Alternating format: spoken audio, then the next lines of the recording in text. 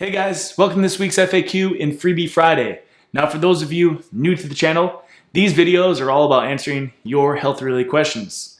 So if you have a question concerning your health, something regarding diet or nutrition, herbs or supplements, or really anything related to health and wellness, and you would like our help in answering those questions, all you have to do is leave your questions in the comment section below, and we'll be answering those based on popularity, the questions that we feel be most beneficial and relevant to our viewership, and of course the questions that we are capable of answering. Something else really great about these videos is that every week from the comment section, we select one lucky person to win a free bag of tonic herbs or medicinal mushrooms of their choice. Best of all, you don't need to ask us a health question to be entered to win. If you're still interested in winning some free herbs or mushrooms, but you don't have a question for us, all you need to do is give this video a thumbs up, subscribe to our YouTube channel if you haven't yet already, and then just drop any old comment in the comment section below. However, with all that being said, let's get to this week's questions.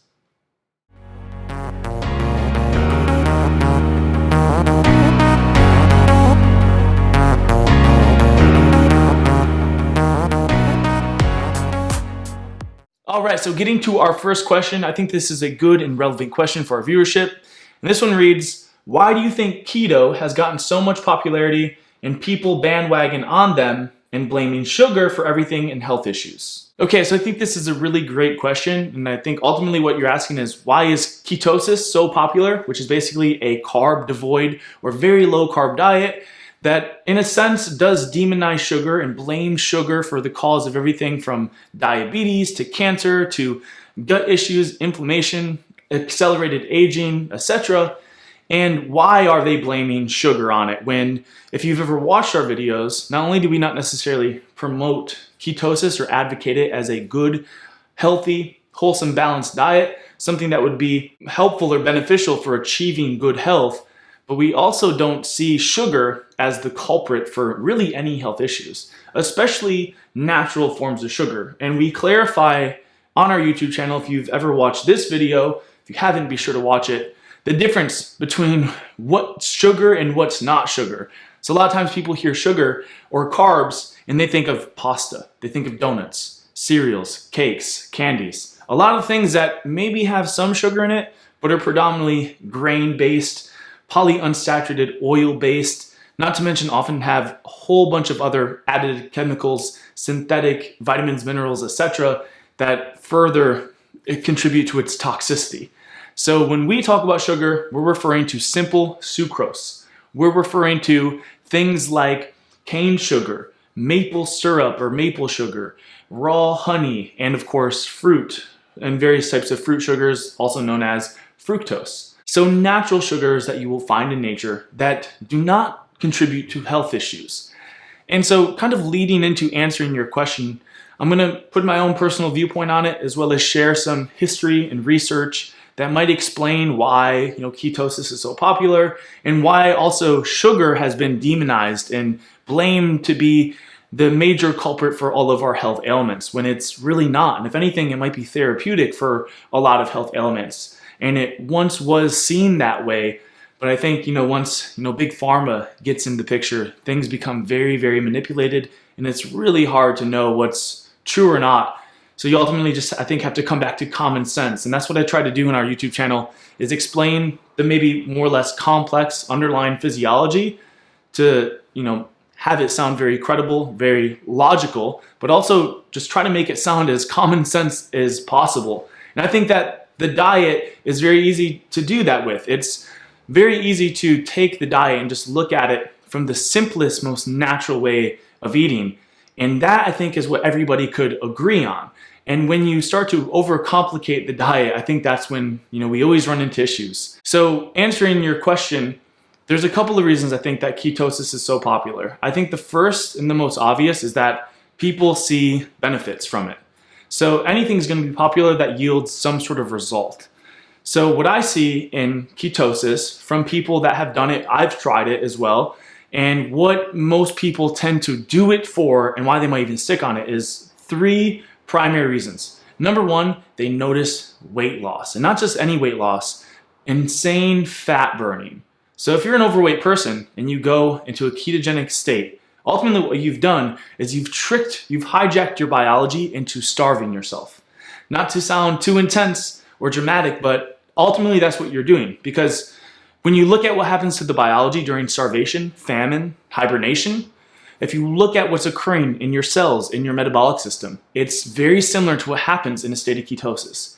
In fact, if you look at the biology of a hibernating animal, they tend to be diabetic, they tend to be hypothyroid, and they tend to be producing a lot of ketone bodies and not efficiently oxidizing glucose due to the lack of adequate glucose needed to fuel the cells. So it's really interesting because, ketosis is promoted as this very awesome and wonderful thing to do, very similar to fasting, intermittent fasting.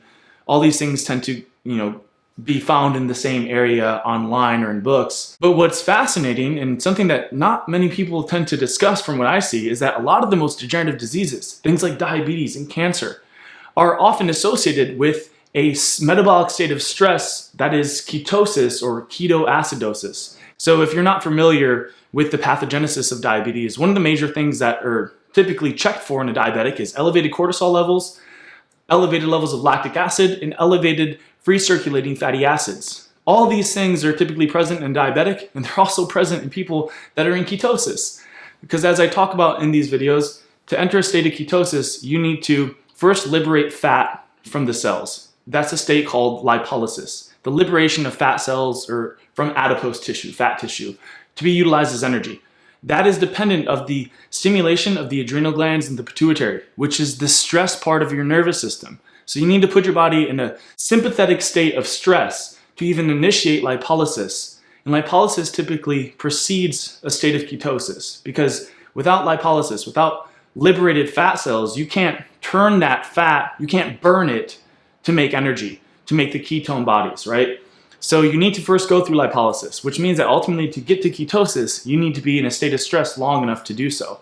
And what's starvation? It's typically a stress. The simplest way to look at it, and I talk about this in any of the videos, even I think the last FAQ, to go into ketosis, you need to use up all of your liver glycogen, all of your stored sugar, all the glycogen in the muscle tissue. And once that happens, your liver sends a message to your pituitary gland, which stimulates your adrenal glands to produce cortisol and adrenaline to initiate lipolysis. And ultimately, to keep in a high rate of lipolysis to enter ketosis, you need to be chronically stimulating the adrenal glands. And as I've mentioned before, the adrenal glands and the thyroid, they don't work at the same time. If the adrenal glands are up, the thyroid gets down. If the thyroid goes up, the adrenals go down. And I've even posted studies like this one that clarify that in a state of ketosis, dietary or nutritional ketosis, there's a significant reduction of carbon dioxide. What's that tell you? That the thyroid's low, because the thyroid is what is responsible for the proper production of carbon dioxide. And why is this? Well, because in ketosis, the adrenal glands are activated and the pituitary, which means that the thyroid's low. So you're going to ultimately put yourself in a state of hypothyroid, but that's supposedly the beneficial thing. If you don't understand the history or the background, the whole idea of, and the glory, basically, or the glamour of ketosis is that you make your metabolism really slow. What people in ketosis are doing is they're trying to mimic the metabolism of a hibernating animal. They're trying to get their metabolism so slow that they can survive through the famine, survive through the winter, basically survive on little or less energy, which is typically why you see a lot of people in ketosis, they don't have super strong appetites. They'll tell you, oh, I went for 18 hours and I wasn't hungry. Why is that? Your thyroid's low. So your metabolic system, your metabolic rate's low. And if you don't believe me, just go check your pulse rate and check your heart rate. You'll find that your metabolism's slowed down. Unless, of course, adrenaline's surging through your blood, which it might be. But ultimately, that's why you don't feel hungry. And that's typically a stress high. When cortisol goes up, initiating this whole process slows the thyroid down, and you can survive on less energy, which is beneficial if you're a hibernating bear. Not beneficial as a long-term solution for good health. Good survival mechanism, not a proper or ideal metabolic state to be in, again, for good overall health. So this is one of the major underlying reasons we don't necessarily promote it. Ketosis is a state of metabolic stress. It mimics the stress metabolism. They typically go hand in hand. Like I said, ketosis, or specifically ketoacidosis, is implicated in things like diabetes and cancer. So it's not really an ideal metabolic state to be in, although it's promoted as the opposite. And I think that's why, in the simplest sense, it's popular. It's promoted as something beneficial. And you will see things like weight loss. But is it healthy? Because a diabetic loses weight. A hibernating bear loses weight. People who are starving and stressed out lose weight. So weight loss in our society is considered as good. Everything is hyper-focused on weight loss. So a lot of people think weight loss means healthy. And I can't tell you how many times I see people who are very unhealthy but get really skinny. Or vice versa, you have people that maybe have a little bit more weight on them and they don't think they're healthy. But for me, I could tell that they're a lot healthier by looking at a couple of parameters, but they think they're not healthy because they're not skinny. So I think there's a stereotype and ideology about health in America, particularly in the West, and it's kind of backwards. A lot of the science and physiology we're taught in America is backwards. And I think one of the major reasons for that is the misconception that weight loss equals health. And I'm not saying you have to be obese or even overweight. And I'm also not saying that you can't be lean and have muscle. But what I'm saying is that weight loss does not always equal good health. And in nature, it's usually the opposite. Typically in nature, when an animal starts losing weight, they're starving. It's dangerous. Survival is being threatened. And the main objective is put on weight, gain the weight. So I think it's very backwards from what is natural. And I think that's one of the major reasons too. I don't necessarily promote it. Anything that seems too unnatural and that doesn't mimic nature that well, I become a little bit skeptical of and research and try to bring that to the light. But getting back to the point, I think a few of the major reasons it's so popular is one, it's promoted as something beneficial. They use a couple of basic parameters as the selling points for the marketing of ketosis. It is also a business too. Keep that in mind. There's a major business around ketosis. There's not a big business around just eating a normal, wholesome, natural diet. There's not a huge business around go grow your own food. Eat sort of how your great grandparents ate, stick to simple things. Meat, eggs, maybe some shellfish, fruits, vegetables, roots, or tubers. That's called eating normal. But there's big industries built around things like ketosis and fad diets and the Atkins diet and paleo and all these things. So I think that's another big reason. So it's promoted as something beneficial. They use very simple parameters as selling points like weight loss, maybe increased energy, but I don't think it's really true increased energy. It's usually just the stress high of gluconeogenesis, so cortisol and adrenaline. And I think that those are kind of the major selling points for it. Oh, you're gonna have more energy and you're gonna lose weight. You're gonna become shredded. But again, those are just two parameters out of many overlooked parameters for good health. And honestly, in my own personal practice, I've just seen more people come out of ketosis after a year or two with hypothyroidism, with gaining weight, gaining the weight back, with experiencing hair issues, hair loss, experiencing what they've perceived as adrenal fatigue, but is really just hypothyroidism. I can't tell you how many hundreds of clients I've had come off of strict keto and have all those issues. And it makes perfect sense because ultimately strict ketosis will lead to these issues. So why is then sugar blamed for all these issues? Well, I think that kind of is one of the things that promotes ketosis. The demonization of sugar is just another selling point for ketosis. So those things are kind of interrelated as well. But one of the major reasons I think that sugar is demonized is the fact that it wasn't until about 1850 that scientists or biologists even realized that sugar wasn't the cause for diabetes. See, they thought it was the cause for diabetes because the diabetics showed that they had sugar or glucose in their urine. So they just thought common sense, oh, diabetes is the sugar disease. If we just remove sugar, there'll be no sugar in their urine, so they won't have diabetes. But then sometime around 1850, they discovered the phenomenon of gluconeogenesis, where protein can be converted into sugar. So that's what gluconeogenesis is. It's literally meaning the genesis or the generation of sugar, and it's typically from proteins in the body. So in other words, muscle wasting. So it's around 1850 that they started to observe muscle wasting in diabetics, and that diabetics who were still removing sugars from their diet, they still found sugar in their urine. So they went, wait, we removed all the sugar from their diet, yet we still see sugar in their urine. So it can't be sugar that's causing the issue. And what they found out was that diabetic people, they waste protein, muscle tissue, organs, glands, and turn it into sugar in an attempt to fuel the cells. Because at the end of the day, fat, protein, and carbs are all turned into glucose to try to fuel your cell to make ATP. So what they found is that it wasn't sugar. So this is around 1850 that this was discovered. And it was sometime after that that, Big Pharma intervened because they discovered that, for example, okay, diabetics, it's not sugar. Sugar's not the issue. Let's experiment. And they would feed them fruit. And they found out that they could metabolize fructose better than they could sucrose. Well, why is that? Well, fructose is pretty much non-insulinogenic. It requires little to no insulin at all to be metabolized in the liver, largely due to the fact that it contains other beneficial minerals like potassium and sodium, magnesium, and keto acids that assist in the metabolization of the fruit sugar. And they found that, oh, well, we could just feed them fruit. You put a diabetic on a fruit-based diet and they start to get better. Why? Because they can metabolize that more efficiently. So that was one of the therapies back in the early 1900s for diabetics. Just put them on a more fruit-based diet and remove other forms of sugars like starches, grains, cereals, breads, etc., and they would get better.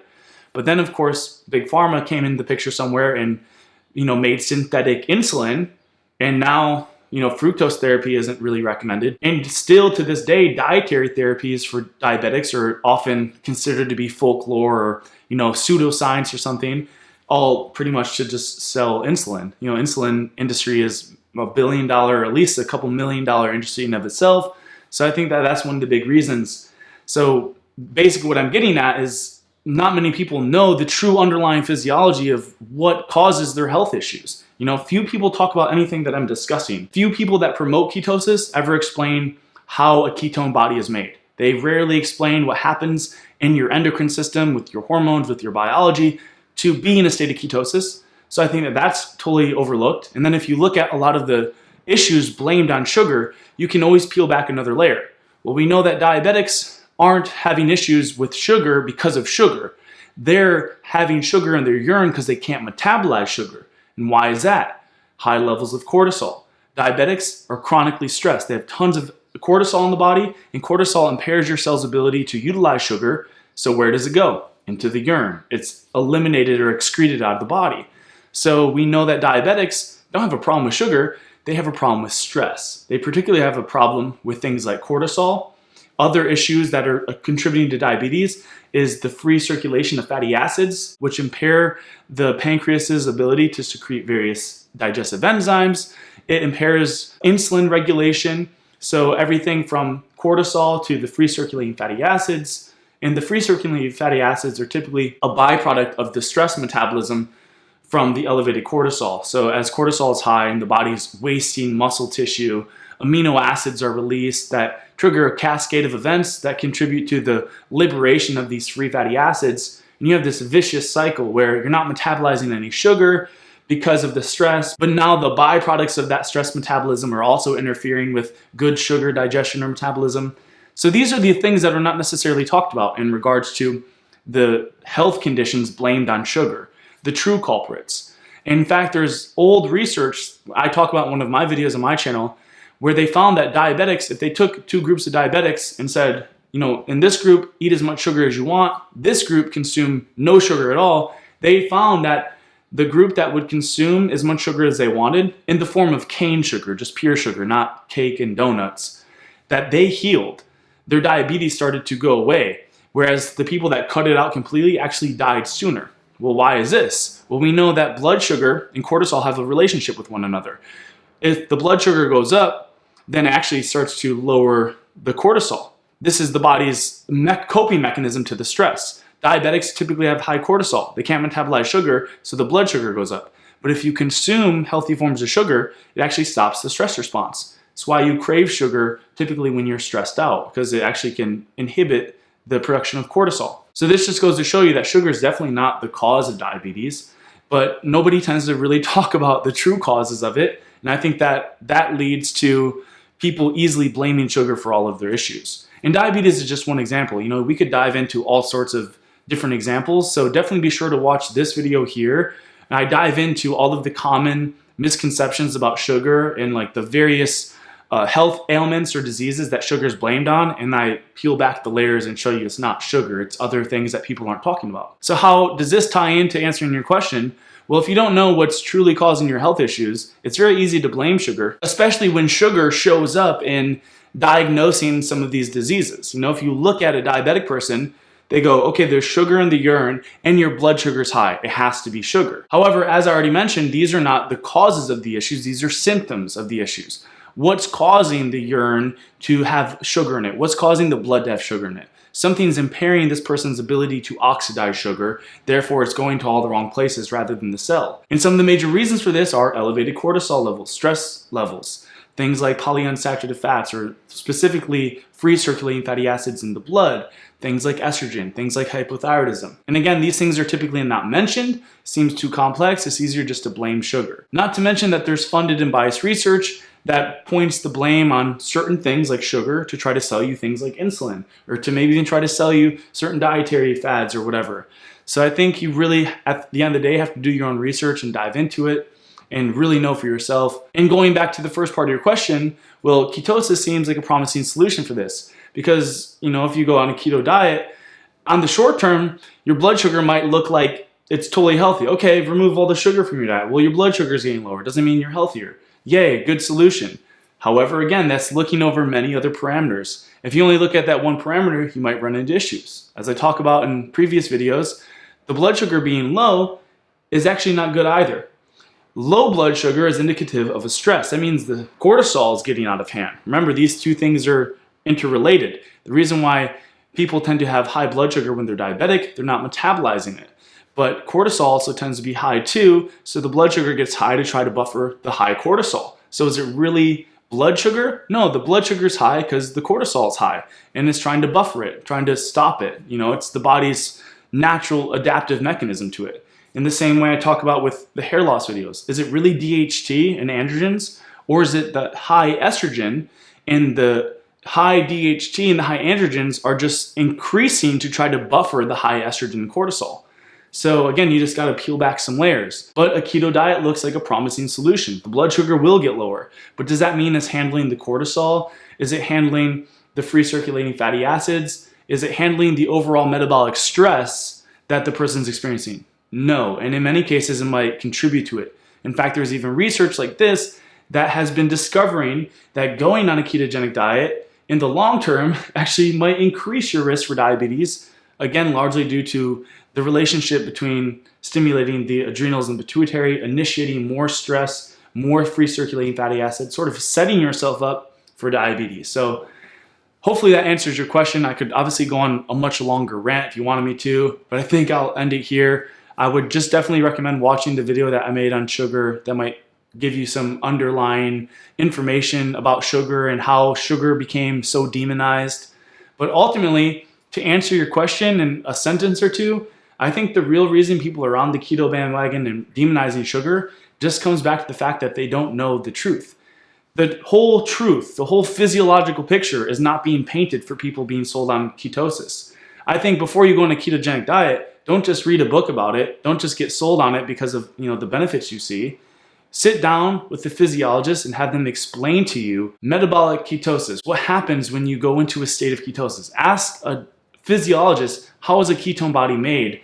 How does it affect the rest of my physiology? And then maybe decide whether you want to do it or not. So I think that's the simplest reason for it. It's just not, the full picture is not being painted for people. They're more or less just being sold on it. And maybe they're seeing some short-term benefits, but keep in mind that it takes about 6 years on the high end to notice the degenerative effects of long-term gluconeogenesis and ketosis, and basically the elevated levels of cortisol, adrenaline, the hypothyroid. So you could be running on a stress high for 6 years being in ketosis, and then one day your thyroid might just shut down. So, you know, give it 6 years and see what happens. Keep experimenting. If it's working for you, do whatever's working for you. Just stay open, I guess, at the end of the day. All right, guys, I'm actually going to end this video here because it's getting kind of long. And this is a pretty big topic. I know I have only answered one question, but hopefully it benefits more than just the one person who asked it. I think most other people might be interested in it. If it stirs up some debate, awesome. I'm not trying to invalidate anybody on a ketogenic diet. I did it for 2 years. I got hardcore hypothyroidism. My hair got really thin. I started to get acne, and it wrecked me for a long time. So I'm coming from it from a personal experience, as well as I've been studying physiology for the last 5 years. And physiologically speaking, it makes sense. But, you know, I tried it anyways. And that's all I'm recommending that anybody watching this does, is that learn as much as you can, get the data, the information, but then apply that. You know, don't just also listen to what I'm saying. Take what I'm saying, expand on it, do your own research. Maybe take a physiology class. Maybe study the basics of metabolism, but then also experiment with it. Also see what happens too. That's what I did. I didn't like the results. I have 100 clients at least in the last 4 or 5 years that have had similar issues. So I'm not just trying to be a jerk and put people down on a ketogenic diet or bash fasting, etc. If something works for you, great. Still, at the end of the day, the surest methodology for knowledge would be for you to experiment and find out for yourself. So definitely do that as well. But I'm just saying the science is out there. We know what happens. We observe it in cell-based studies. So it's very easy to see what's happening. The biomarkers of somebody in a state of ketosis, there's a lot of old research that is generally hidden from the public. So do some digging, find out and come to your own conclusions. However, that's all I wanted to say. If you have some more questions about it, just leave more questions in the FAQ underneath this video, and I'll answer those questions in next week's FAQ. I didn't see any other questions today, so that's another reason why I'm ending it after this question. Either way, if you've enjoyed it and found it helpful, don't forget to hit the thumbs up button. If you're interested in winning some free herbs or mushrooms, remember, just subscribe to the YouTube channel, hit the like button on this video, and drop a comment or question in the comment section below. Thanks so much for watching, guys. I hope you've enjoyed the video, and I will see you next time.